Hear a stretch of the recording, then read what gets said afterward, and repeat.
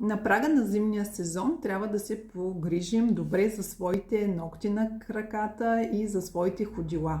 На първо място посетете педикюрист, за да почистите кауса от вашите ходила. Това е натрупаната мъртва кожа по самото ходило. Важно е също да направите едно цялостно почистване и на самите ногти. На второ място, задължително изрязвайте своите ногти максимално късо. За зимния сезон става въпрос. Лятото може да си позволите и малко по-дълги, когато се носят отворени обувки. На трето място, задължително хидратирайте своите ходила. Използвайте домашна грижа у дома. Това е изключително важно за доброто състояние на вашите ходила. Винаги при възможност носете памучни чорапи. Знаем, че при дамите това понякога е невъзможно, но е за предпочитане чорап от естествени материи.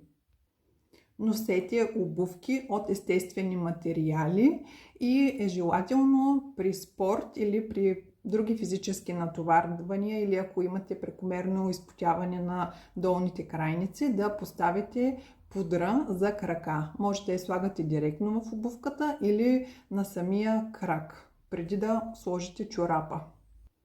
И не на последно място, избягвайте гел-лака през сезоните на затворените обувки. Гел-лака допълнително втвърдява нокътя и може да предизвика впиване на нокътя, дискомфорт, както и отлепване на ногтя от нокътното легло, така наречената онихолиза. Това допълнително може да предизвика и някаква бактериална инфекция.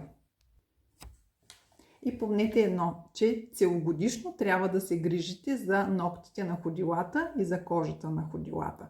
Не само през летния сезон. Това е много важно за вашият комфорт и за здрави ходила и ногти.